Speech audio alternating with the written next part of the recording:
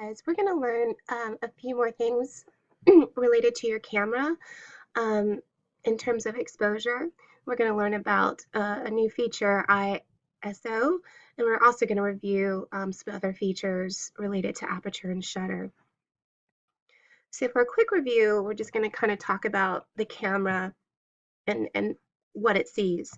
So your camera is like your head, with a lens being your vision and the camera body is your brain. Your vision sees things and your brain records the details. Just like when you look at something, let's say a flower, your eyes see it and send information to your brain that the flower has long petals and that it's yellow. If you looked at it too quickly or if it's too dark, for example, the information your brain records is compromised. So your camera is very similar in that respect. So there's something called the exposure triangle. um, and it has to do with three things. Your aperture, which we've gone over, your shutter speed, which we've gone over, and your ISO, which we have not gone over. And they all work together to provide enough light for your brain, the camera, to record what you see. You need the right combination of these three components to have a perfect exposure. This is an example of an image that is correctly exposed. You know, you have lots of details. Um, there aren't any parts of the picture that are too light or too dark. Um, it's a good exposure. Now, here's an image where this is an example if you don't let in enough light, whether it's your aperture, your shutter, or your ISO. So again, you won't see things very well because it's too dark. And so we refer to this type of exposure as underexposed. It did not get enough light. So compared to the last picture, you can see, the colors are flatter. Her skin looks a little gray. It's just not as flattering, as the last picture. So this is an underexposed, so it didn't get enough light to expose the image properly. So a lot of you often come up to me and say, well, why does my picture look too dark? It's because it's underexposed. So there's not enough light, or your camera settings are set in a way where the image is not being properly exposed. It's getting underexposed. So here's an example when you let in too much light. So it might be too bright and you can't see a lot of detail, and that's referred to as overexposure. So you can see here, um, her skin looks very washed out. You're starting to lose a lot of detail. The colors looked washed out.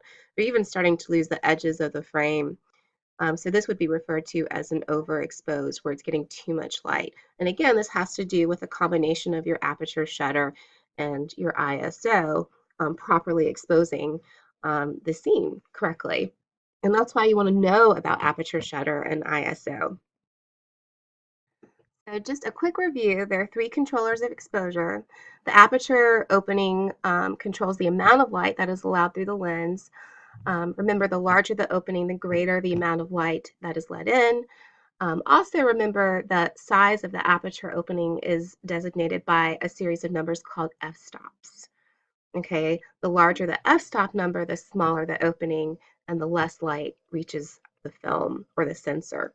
The smaller the f-stop number, the larger the opening and more light reaches the film. Aperture is important because it controls depth of field or depth of focus, how much is in focus from near to far. A large aperture opening equals shallow depth of field. That's where you're going to get an image where the person is in focus. Maybe, the foreground's in focus, but the midground and background fall out of focus. A small aperture opening is going to give you greater depth of field where everything is in focus from foreground to background. So here is that series of numbers that we talked about, the f-stops. And again, you don't have the whole, cameras, depending on how nice they are, might have more of these numbers, and some models might have less of this range of numbers. So, and here's an example of depth of field. So again, a small aperture opening, everything is going to be in focus from foreground to background. A large aperture, everything is going to be in focus just in the foreground, but the midground and background might blur off. And so it allows you to create emphasis in your picture or control it. The next controller of light is the shutter. So the shutter controls the time the film or sensor is exposed to light that travels through the lens. The faster the shutter speed, the shorter the time the film is exposed and less light reaches the film. The slower the shutter speed, the longer the time the film is exposed to light. So film speed controls how motion is recorded in a photograph. Faster shutter speeds stop or freeze action. Slower shutter speeds blur motion. So here is that range of numbers that represents shutter speed. So again, shutter controls the amount of light by the length of time it remains open. And shutter speed settings are in seconds or fractions of seconds. So here we have 1/1000th of a second, 1/500th of a second, and it starts to slow down. You can even get into whole seconds. And so it goes usually from fast to slow. Shutter is a controller of motion. A blurred image can occur when an object moves in front of a camera that is not moving. If the object moves swiftly or if the shutter is open for a relatively long time, this moving image will blur and be indistinct. If the shutter speed is increased, the blur can be reduced or eliminated. You can control this effect and even use it to your advantage.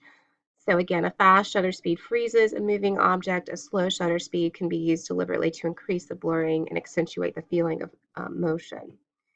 So again, some fractions of seconds. And here's an example of an image where the camera's stable and something is, like in this case, a cyclist is going across the angle of view. So 1/30th of a second is much faster than much slower than 1/500th of a second. So here it freezes the action. Here, because the shutter's staying open longer, it's recording the motion so the image looks blurred. Here's another example of fast, medium, and slow shutter speeds with some birds taking flight. So we have fast, where it really freezes the action, medium, where it freezes the action, but we get some blurred edges, and then slow, where it blurs everything completely, where it becomes almost non-distinct. So that's why sometimes you get camera shake.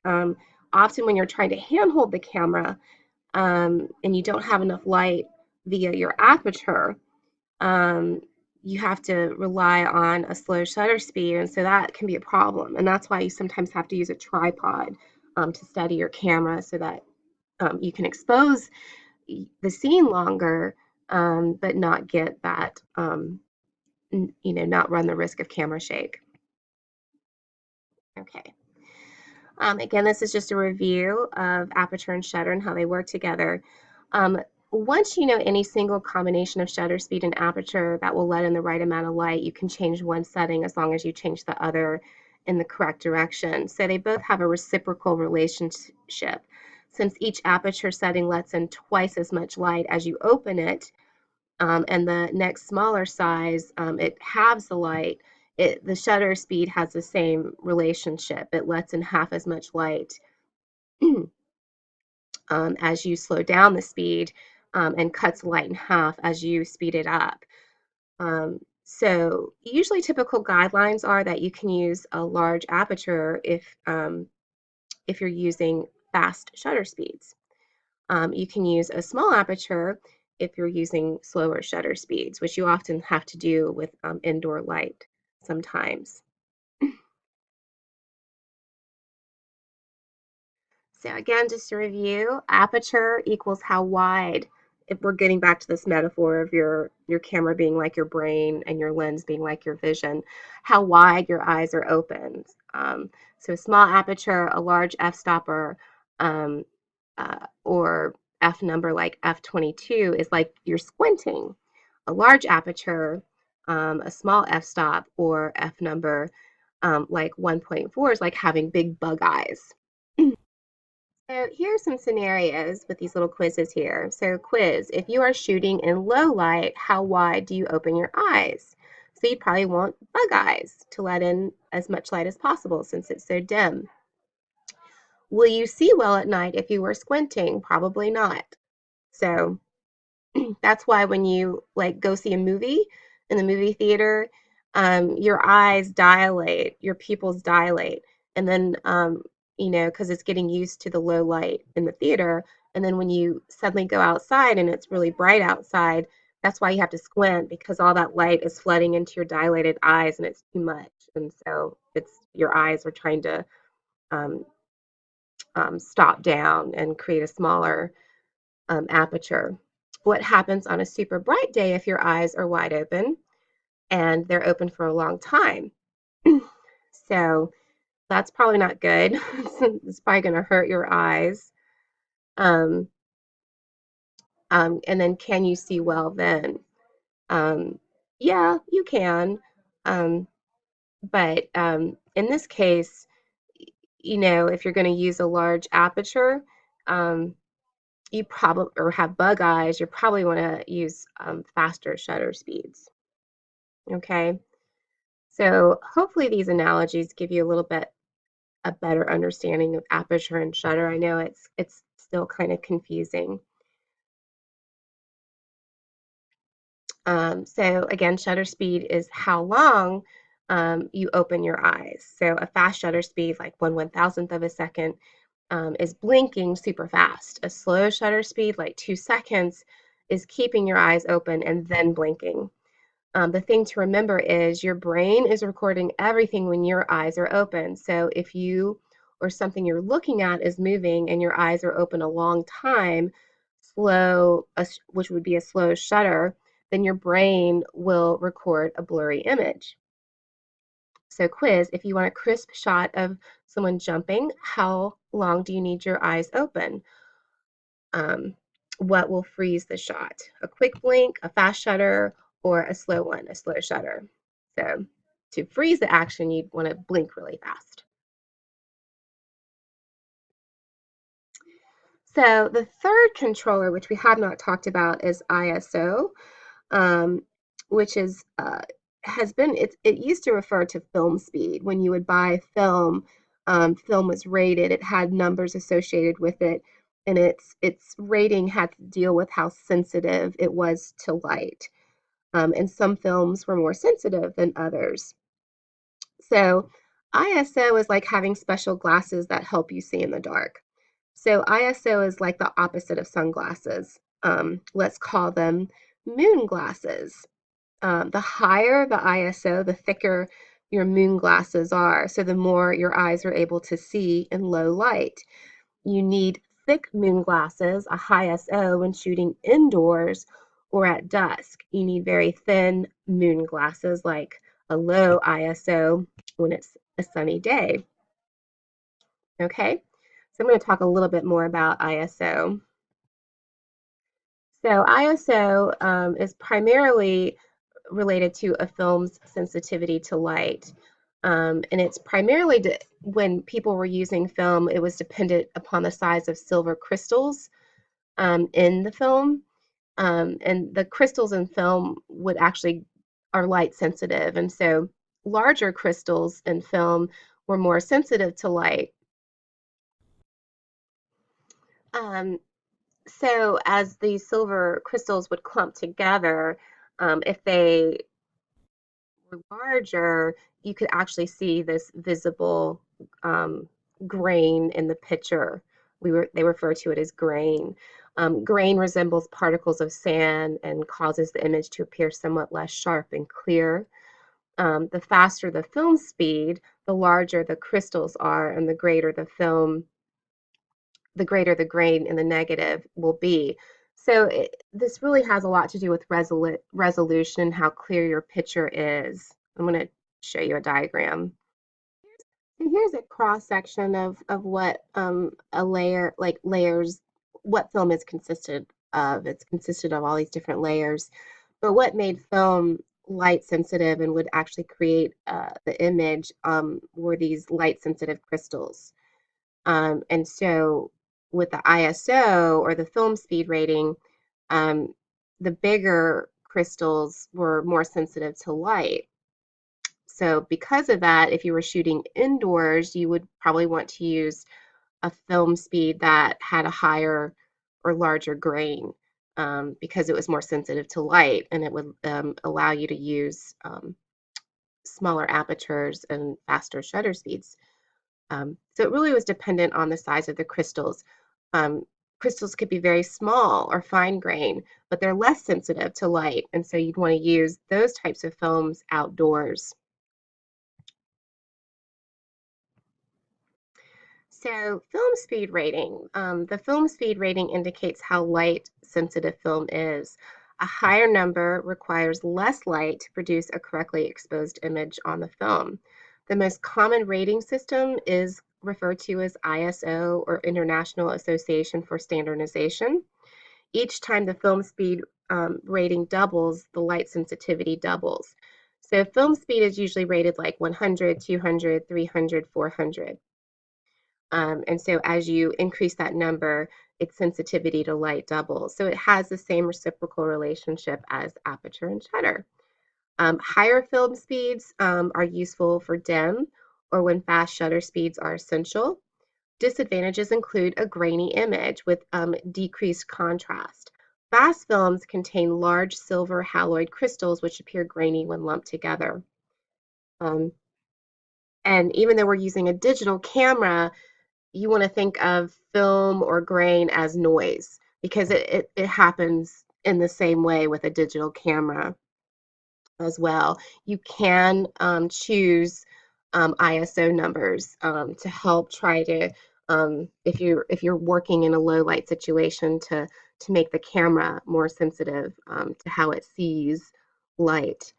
And instead of referring to it as grain, we'll talk about it as noise in a second. So ISO is the sensitivity to light of the sensor of the camera or film. The higher the sensitivity, the less time, shutter speed, or the less amount of light aperture needs to hit the sensor for the correct exposure. It is adjustable in most cameras in a range of about 200 to 1600, and then high-end cameras can go way beyond that. So here is the range of numbers of the film speed rating. So 50, 100, 200, and it can go all the way up to 6400. So as the number is lower, it's less sensitive. And then as you increase the number, it's more sensitive. Um, as the number is deep, like with a low ISO number, you're going to get better resolution. You're going to get less noise or less grain. As you increase the film speed, you're going to get a higher noise. It's going to look a little, it's not pixelated. It's going to look, you'll see what I'm talking about in a second. I'll show you some examples. It's going to have this kind of grainy texture. Um, and then it depends on the lighting situation when you want to use these types of film speeds. So lower film speeds that are less sensitive to light, you want to use when there is plenty of light. The higher ISO or film speeds are useful when you're in a low light situation and you need your camera to be more sensitive to the light. So we use ISO to help achieve what we want to do with the other two sides of exposure, aperture and shutter speed. So you may ask, why don't we just use the most sensitive one and forget about it? Well, because the downside of a higher ISO is that it increases the noise or grain in our image. This can sometimes make the image look so bad that it becomes unusable or at least unprintable at a decent size. So most of the time your objective is to use the lowest ISO possible, but balancing that to do what we, by balancing that to what we want to achieve. So again, shooting outdoors on a sunny or even slightly overcast day, we can use an ISO of 100 or 200 with ease. On heavy overcast days, we may need to change our ISO to 400, especially if we use a small aperture, if we're letting in less light for shooting um, a deep depth of field landscape shot, while still being able to maintain a shutter speed that we can safely hand hold the camera without a tripod, so we can use faster faster shutter speeds. As we move indoors to a brightly lit room, we may need to move to an ISO of 800 to 1600 to take natural light photos without the need for using a flash. As we move to dimly lit rooms or street scenes, we may need to even go up higher to 3200. Remembering again that not all cameras can shoot at these higher ISOs without excessive noise. So here's an example of the noise. So here's an image of a creepy doll taken at ISO 25, which is a very low film speed. And so here you can see there's hardly any noise or grain. It's very clear. Here's an image shot with a higher ISO number, which is 400. And so you start to see this grain or this noise that I was talking about. And then as you move up the scale, the grain just becomes even worse. So that's the effect it has on the picture. Here's another example of the grain, again, using slow film speeds or low film speeds all the way up to high. And so you can see the grain becomes more evident as you increase the film speed.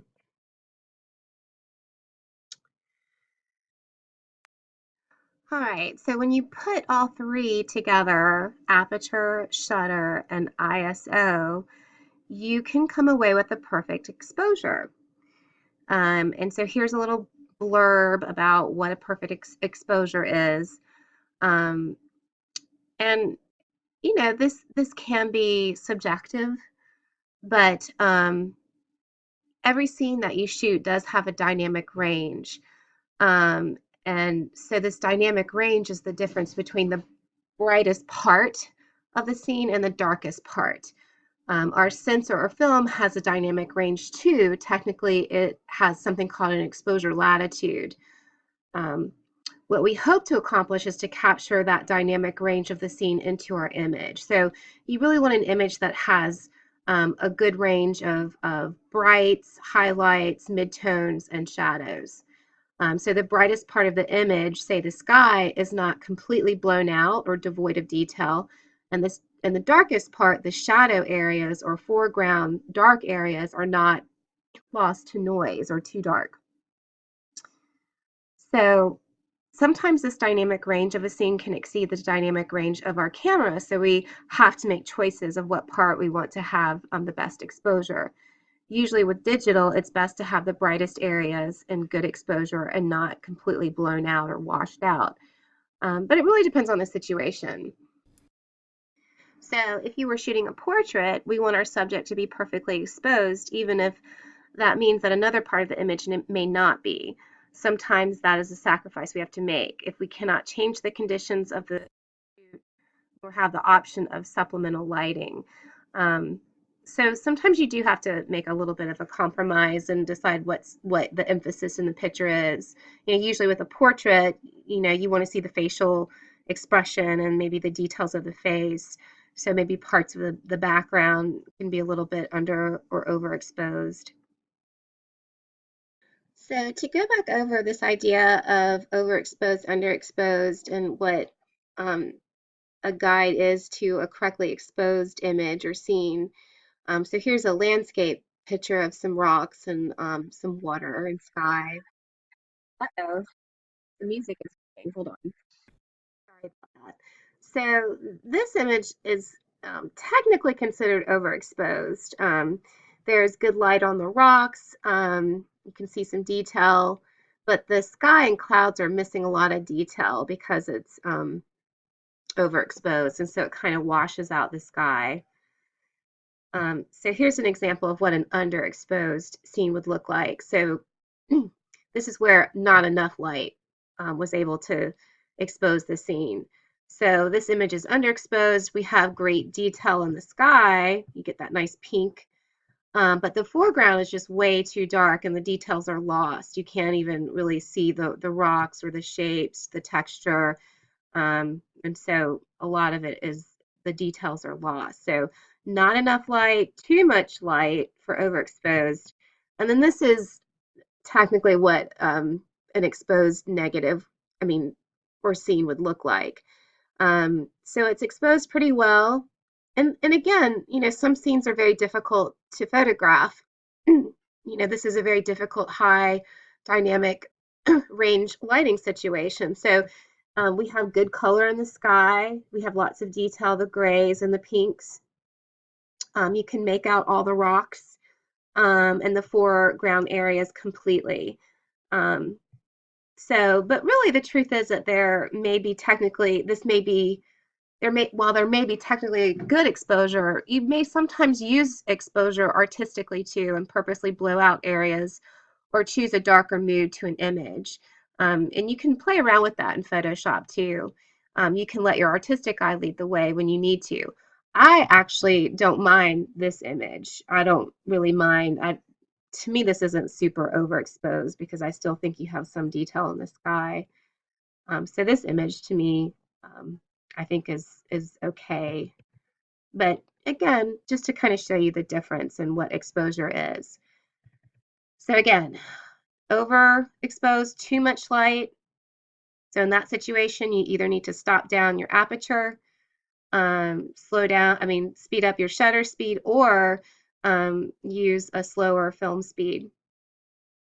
Underexposed, not enough light, so you have to compensate somehow by either opening up your aperture, slowing down your shutter, which means you're probably going to have to use a tripod, and then using a higher film speed that's more sensitive to light.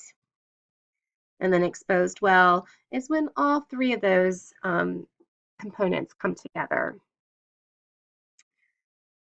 So for a scene like this, you could probably get away with using a low film speed that isn't as sensitive to light.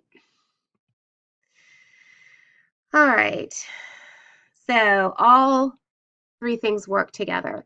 So here's an example. So we're getting back to this idea of your eyes, your brain being the camera body and your eyes being the lens. So you're photographing your sleeping cat who is snuggled on the couch. There's not much light coming through the windows or additional ambient light. To see well, you have to probably have medium to thick moon glasses, such as an ISO of 600. All right, that will help. You probably need to have your eyes open pretty wide, a large aperture, such as f1.4.